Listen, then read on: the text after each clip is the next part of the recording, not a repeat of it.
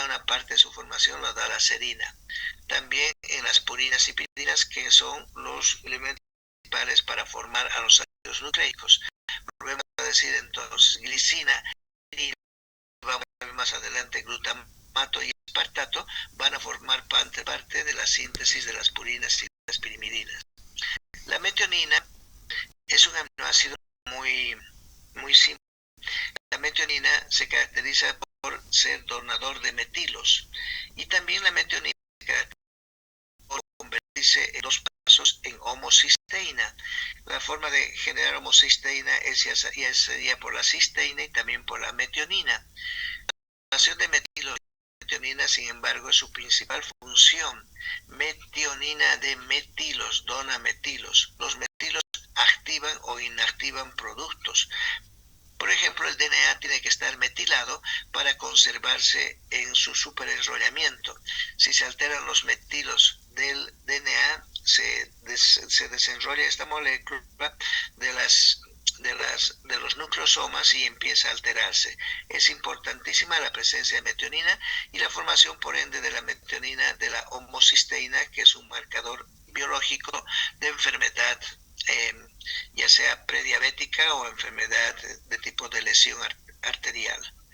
La cisteína es un aminoácido que va a ir a formar también a la homocisteína, un derivado de él, y va a formar parte también de la coenzima A, el ácido pantoténico, al igual que el otro compuesto que hemos dicho.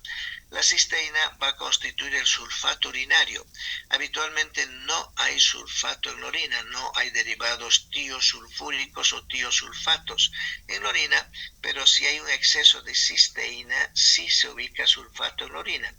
El sulfato hemos visto que se va a utilizar sobre todo para formar a los globósidos y va a formar a los sulfatides.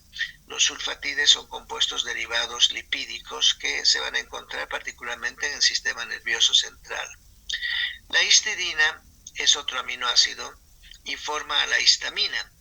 La histamina es un compuesto que está relacionado con la vasodilatación. Se lo considera un neurotransmisor en muchos textos es como neurotransmisor, en otros es como una amina biógena derivado de la histidina, pero sea como fuere, ya sea neurotransmisor, amina biógena, hormona o lo que fuera, la histamina está muy relacionada con el proceso alérgico, y la histamina va a estar guardada en gránulos en las células basófilas particularmente, y por un proceso de regulación antígeno-anticuerpo va a ser liberada o por la presencia de inmunoglobulina E. El ácido aspartico no tiene muchas funciones, pero como aspartato, les había dicho, forma parte de las pirimidinas y va a estar inmersa también en la síntesis de los ácidos nucleicos. La valina va a formar también parte del ácido pantoténico. Fíjense, el ácido pantoténico, que es la coenzima A, tiene muchos aminoácidos y no se produce en nuestro cuerpo, sino hemos dicho extracorporalmente. La valina va a formar también parte de la penicilina, el hongo que sirve como antibiótico. Y la lisina no tiene unas funciones muy claras, pero se ha encontrado lisina particularmente en estructuras que van degradándose, como la cadaverina y anabasina.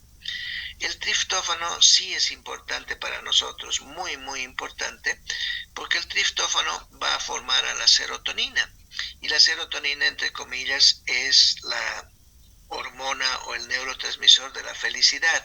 Más serotonina tiene una persona, más tranquila, regula el sueño, regula la vigilia, etcétera, etcétera. ¿De quién se origina la serotonina entonces? Del triptófano. También puede darnos un exceso de triptófano cuando hay una enfermedad carcinoide. La enfermedad carcinoide habitualmente afecta al intestino delgado, afecta al apéndice y se caracteriza por una gran producción de serotonina. Entonces, por ende, el exceso de serotonina nos está indicando que hay gran cantidad de triptófano que se está convirtiendo en serotonina y nos está dando la enfermedad carcinoide per se, que no es un cáncer como tal. A pesar de que el nombre dice enfermedad carcinoide, no es un cáncer. El 1% o menos del 1% de la enfermedad carcinoide es cáncer de verdad. El resto, el 99%, es una patología benigna de tipo tumoral acumulativa que se encuentra en el intestino delgado, particularmente en el apéndice. También va a formar el ácido nicotínico, va a formar el pigmento melatonina y otros ácidos. La tirosina, no es un pigmento esto, perdón, la melatonina, que también se considera una droga de la felicidad, junto con la serotonina. La producción de serotonina y melatonina están relacionadas con la regulación del sueño, de la vigilia, del líbido sexual, etcétera, etcétera. La tirosina, sí, esta va a formar a un pigmento, a la melanina, y esta es pregunta de examen. Las personas que carecen de las enzimas capaces de convertir tirosina en melanina sufren de una enfermedad que se llama albinismo.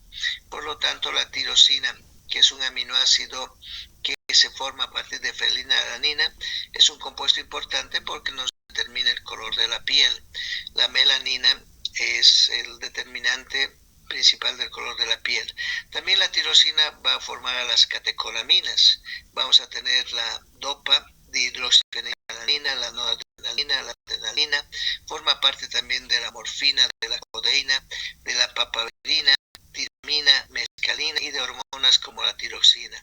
Entonces la tirosina es una sustancia extraordinariamente útil en nuestro cuerpo, no se forma en él mismo, tiene que recurrir a la fenilalanina para formarse, pero una vez que lo tenemos ahí adentro, la tirosina, además de metabolizarse y convertirse en otros compuestos, va a dar lugar a enfermedades por ausencia de tirosina o melanina, que es el albinismo, pero va a formar a la vez, hemos dicho, las catecolaminas. Sin catecolaminas nosotros no vivimos si no hay adrenalina, noradrenalina.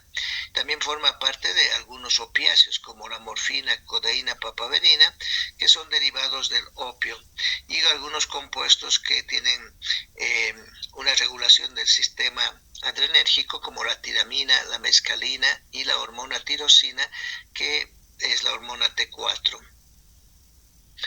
Bien, la arginina va a dar lugar a la síntesis de creatinina, y la creatinina se convierte, hemos dicho, en un marcador que sirve para evaluar la función renal.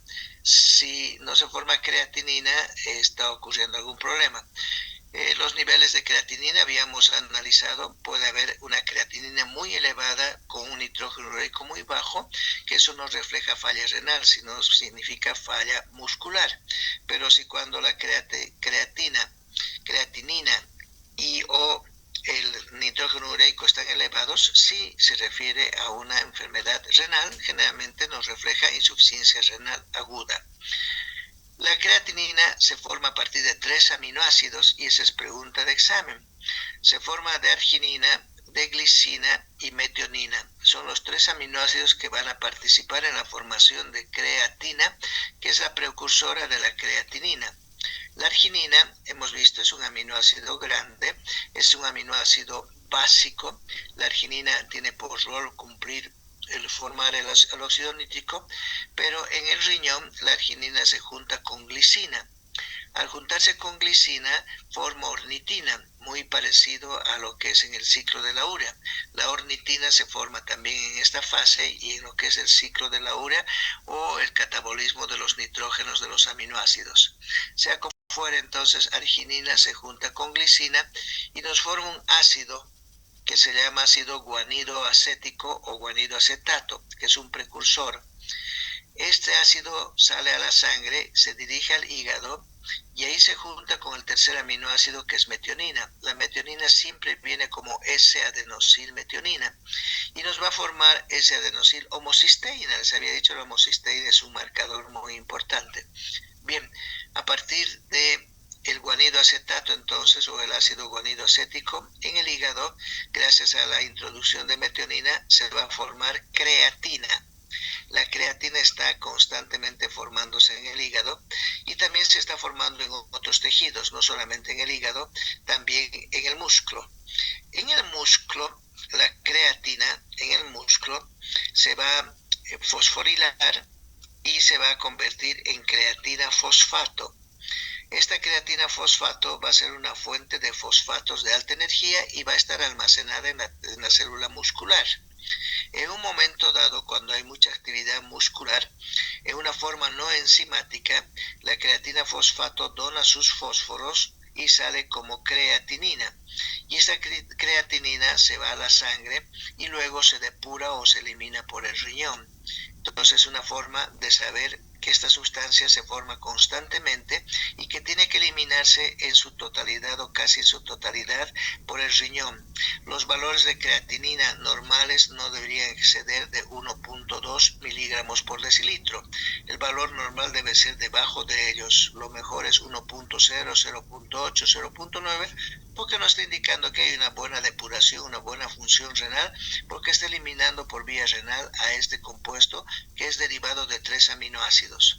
Vuelvo a decir, la creatinina hoy por hoy se usa como un marcador biológico de insuficiencia renal aguda.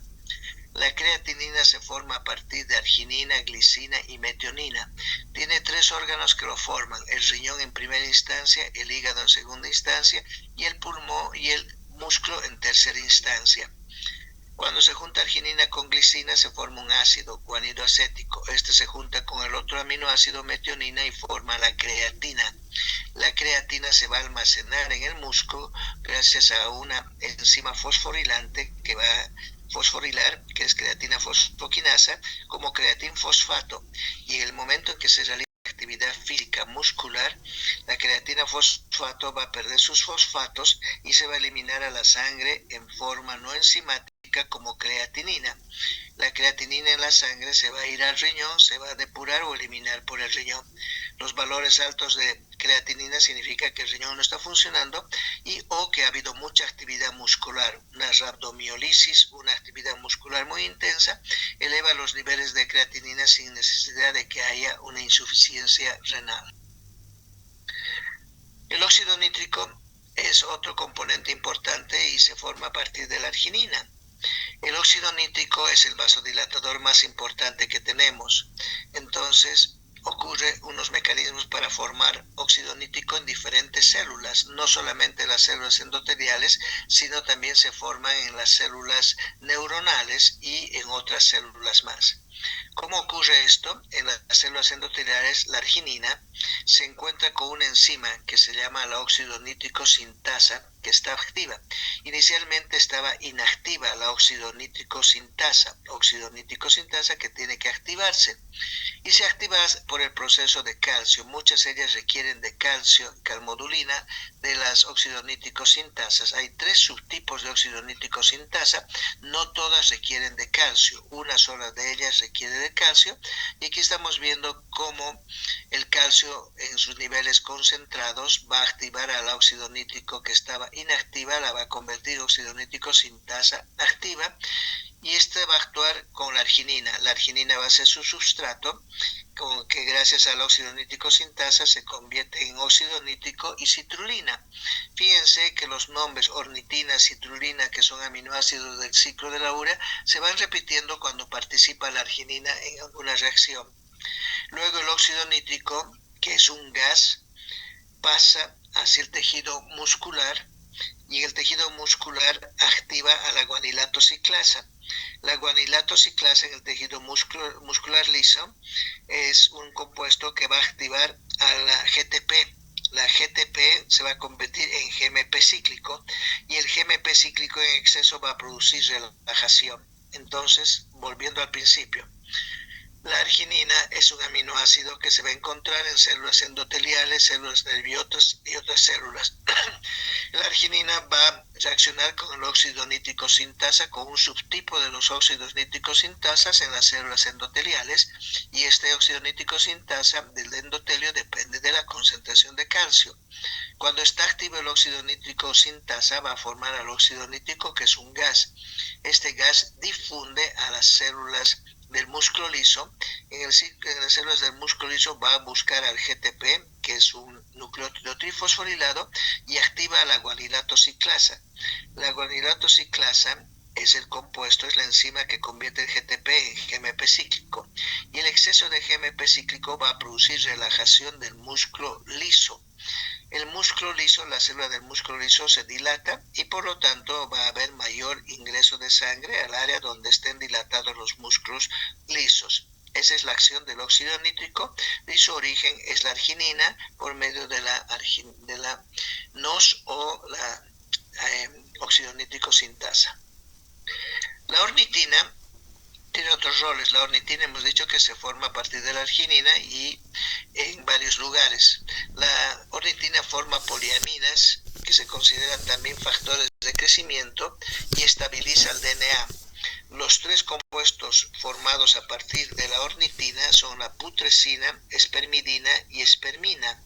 Son compuestos que se han encontrado en cadáveres y se han encontrado en placas donde se hacen cultivos para producir células en laboratorio. Por lo tanto, estas poliaminas derivadas de la ornitina actúan como factores de crecimiento y están implícitas en la diferenciación y crecimiento celular. Putrescina, espermidina y espermina. Sus nombres vienen de los lugares donde se encontraron. En los espermatozoides se encontraron gran cantidad de ellos, pero ahora se sabe que hay en muchos tejidos y que son derivados nada más que la ornitina, y la ornitina es un aminoácido no proteico derivado de la arginina. El ácido glutámico, el glutamato, tiene también varias funciones. Una de ellas es formar al glutatión, otro dar lugar a la glutamina y como última función y quizás la más importante es formar el GABA. El ácido glutámico o el glutamato es un neurotransmisor excitador. El exceso de glutamato puede ser letal para las células nerviosas y para el ser humano. No hay que consumir en exceso glutamato.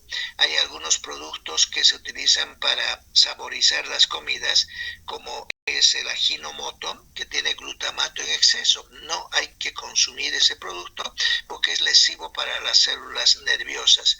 Produce cefalea, malestar, fatiga, cansancio y hay que suprimirlo de la dieta. Ajinomoto o derivados del glutamato no utilizamos los occidentales, pero la comida de los asiáticos sí tiene muchísimo monosodio de glutamato, que es el ajinomoto, y es tóxico para el organismo. Si nosotros vemos, el glutamato se forma a partir de la glutamina.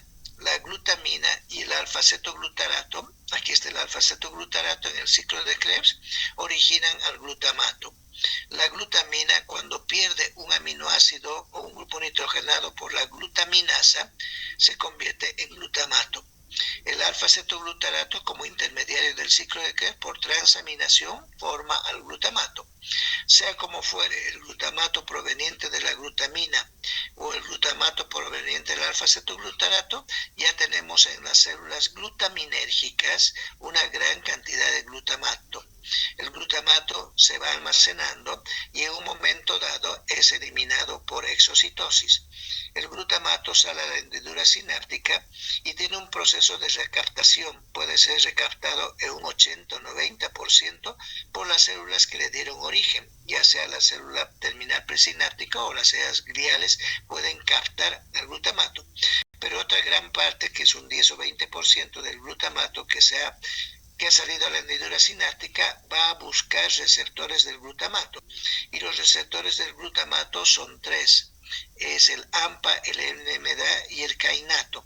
Esos receptores, algunos de ellos están acoplados a la proteína G y otros actúan como canales iónicos. Entonces es interesante porque el glutamato tiene las dos funciones. Va a aumentar concentraciones de calcio dentro de la célula blanco en la que ha actuado, o va a activar el sistema particularmente de la guanilatociclasa o de la denilatociclasa a través de las proteínas G. Entonces, el glutamato, una vez que ha salido a la hendidura sináptica, se va a buscar a sus receptores. Sus receptores están particularmente en todas las células basales del sistema nervioso central, en los ganglios basales, en una palabra, y ahí se va a formar glutamato. La suerte que también estas células que captan el glutamato van a formar GABA a partir del glutamato, con lo que se equilibra la acción excitatoria con la acción inhibidora que nos da el GABA. Aquí tenemos entonces, el glutamato va a formar también al glutatión. Hemos dicho que el glutamato se junta con cisteína y se junta con glicina y nos da lugar al glutatión. El glutatión es el tripéptido más importante para deshacernos de los radicales libres. Hay que recordar que el glutatión puede sufrir alteraciones. Hay algunos medicamentos como el paracetamol, que es un medicamento muy común, muy utilizado en el dolor, en el manejo particularmente de las algias de los dolores. Cuando se excede de 4 gramos la dosis del paracetamol, deshace o quita casi todo el glutatión de las células hepáticas y empieza a producir un daño hepático severo que puede ir a una hepatitis mortal. Entonces no hay que utilizar dosis muy altas del paracetamol porque va a bajar al glutatión, y el glutatión, que es un compuesto dipéptido y que nos ayuda a eliminar los radicales libres, va a dejar de funcionar y va a producir daño el exceso del paracetamol por sus intermediarios hacia la célula membranosa del hígado, siendo que condiciona a una hepatitis farmacológica o hepatitis por paracetamol que puede ser fulminante. Cuando no hay dosis altas de paracetamol, el glutatión funciona constantemente en todos los sitios donde se requiere eliminar radicales libres. El glutatión se encarga de eliminar sobre todo al peróxido de hidrógeno, convirtiéndolo en 2 moléculas de agua. Aquí tenemos la formación del GABA. Habíamos dicho que el glutamato forma GABA. El glutamato, por una acción de una descarboxilasa, que se llama ácido glutámico o glutamato descarboxilasa, pierde un CO2 y se convierte en GABA. El GABA es el ácido gamma-amino butírico, y el GABA se almacena en vesículas en las células que originalmente formaron glutamato, y al formar GABA se van a llamar células GABAérgicas, porque no todas las células van a formar a partir de glutamato GABA, sino algunas de las células basales. Entonces tenemos que hay células GABAérgicas. El GABA se va a acumular en vesículas y vamos a tener una gran cantidad de GABA lista para salir, y el GABA sale el momento en que se produce un desequilibrio con el calcio. El calcio empieza a ingresar, aumenta la concentración de calcio, se promueve la exocitosis y el GABA empieza a eliminarse de la hendidura sináptica. El GABA va a buscar receptores. Estos receptores se llaman receptores GABAérgicos, y existen receptores de tipo A y de tipo B. Los receptores para el GABA particularmente son moduladores de iones, es decir, van a actuar como receptores de tipo 1 de canales iónicos, y van a modular para el cloro.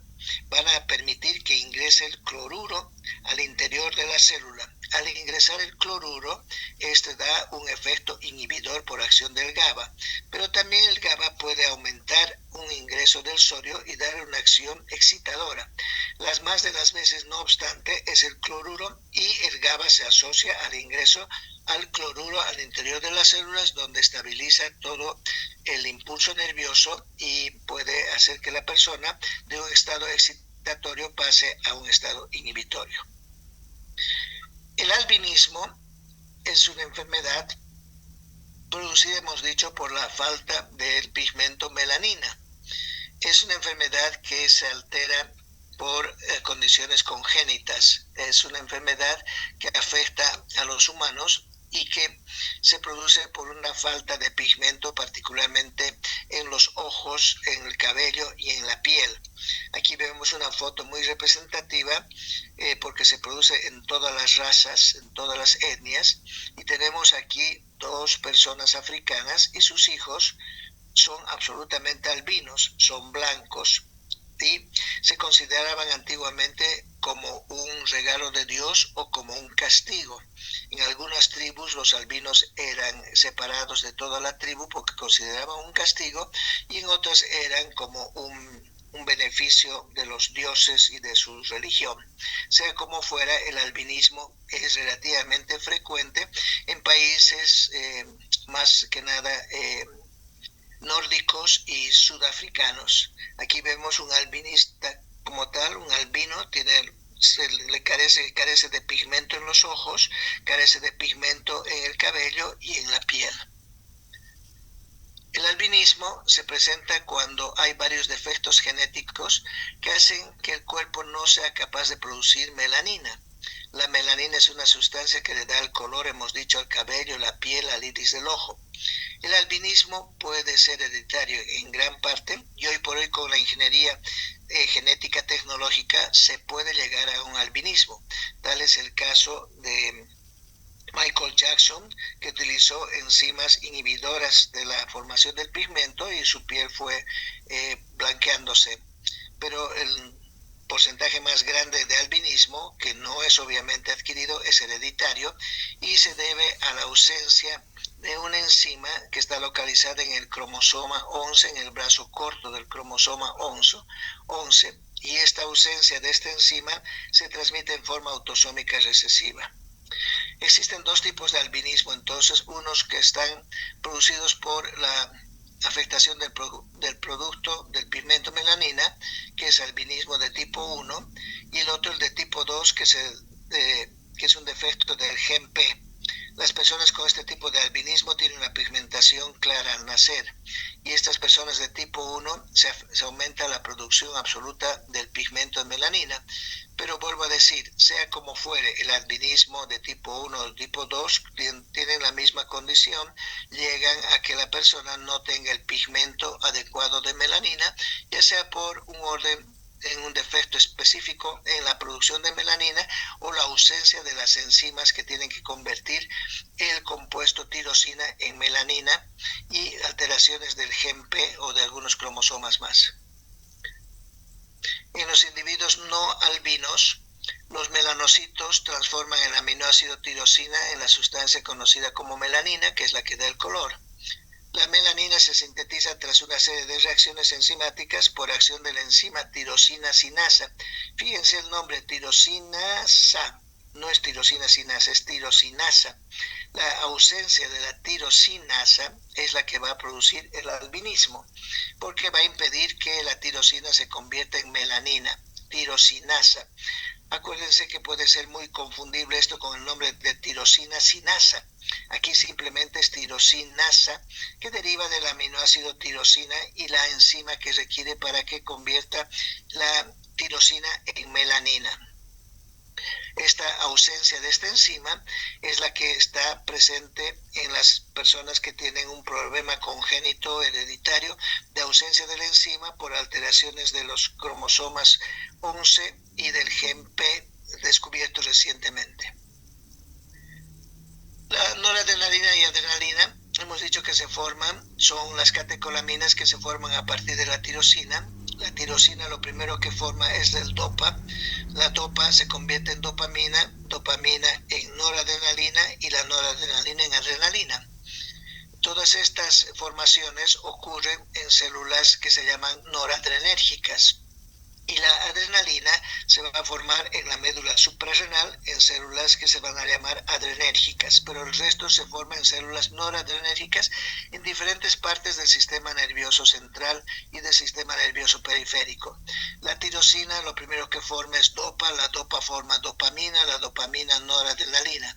Hasta ahí llegamos. La noradrenalina pasa a la médula suprarrenal y por una metiltransferasa se convierte en adrenalina y la adrenalina empieza a segregarse por la médula suprarrenal, sale a la sangre y es el encargado de muchos efectos adrenérgicos que se llaman por ocupación de los receptores como tal y particularmente por la lucha o la huida que produce esta hormona en exceso. Esta hormona regula muchísimo el metabolismo tanto de los carbohidratos, de los lípidos, como de diferentes hormonas. Aquí tenemos cómo se va a convertir la tirosina en estas hormonas. La tirosina por acción de la tirosina hidroxilasa se convierte en DOPA. La DOPA por acción de una descarboxilasa ligada a la vitamina B6. Esta descarboxilasa hace que la DOPA se convierta en dopamina. La dopamina se convierte en noradrenalina gracias a una beta-oxidasa y la noradrenalina gracias a una metiltransferasa que le dona la metionina, un grupo metilo, se convierte en adrenalina. Todo este proceso se lo va a ver en mucho detalle en la práctica, cómo son los pasos y quiénes intervienen, quiénes interfieren y qué pasa con cada uno de estos compuestos para analizarlos más profundamente. Entonces tenemos la noradrenalina, a partir de tirosina se convierte en dopa, la dopa en dopamina, la dopamina en noradrenalina. No se olviden que en Norteamérica la adrenalina se llama epinefrina y la noradrenalina se llama norepinefrina, pero a la sazón es la misma sustancia, es lo mismo que nosotros llamamos. La noradrenalina se almacena en proteínas junto con ATP y otros compuestos más. Y cuando hay una exocitosis, la noradrenalina sale a la hendidura sináptica y va a buscar en las células postsinápticas sus receptores, que son los adrenérgicos. Ahí se encuentra con enzimas que la catabolizan, como el COMT, la catecolometiltransferasa, y la MAO. La MAO lo hace más adentro en las células y la COMT lo puede hacer en hendidura sináptica y convierte en metabolitos inactivos a la noradrenalina. La noradrenalina también vuelve a la célula que la ha originado y ese proceso se llama recaptación. Existe una recaptación de un 80-90% de la noradrenalina que vuelve a ingresar a la célula que le dio origen. Este es importante, este proceso de recaptación, porque está asociado al tratamiento de la depresión. Se ha visto que la depresión es producida por una deficiencia de noradrenalina y de serotonina. Y en el caso de la noradrenalina se ve que la cantidad de noradrenalina no es la suficiente, y para tratamiento de la depresión se anula la recaptación, se evita la recaptación de la noradrenalina, por lo tanto esta noradrenalina no vuelve a la célula que le dio origen y va a buscar a receptores, y de esta manera se palía o se mejora la cantidad de noradrenalina en la hendidura sináptica y mejora el estado deprimido de la persona. La noradrenalina y serotonina, vuelvo a decir, son dos neurotransmisores asociados con la depresión. El exceso de noradrenalina obviamente va a curar la depresión de la serotonina, y la forma que el ser humano de lograr una abundancia de noradrenalina es bloqueando la recaptación. La recaptación de noradrenalina se lo hace con medicamentos que son específicos para tratar la depresión. Uno de ellos es la fluoxetina, que va a inhibir la recaptación, y muchos otros medicamentos más. Bien, quedamos acá. La siguiente clase vemos proteínas, glucoproteínas y todo lo que falta para terminar con el tema. Que tengan una buena mañana, chicos, pásenla bien. Nos vemos más tarde. Hasta luego. Hasta luego, doctor.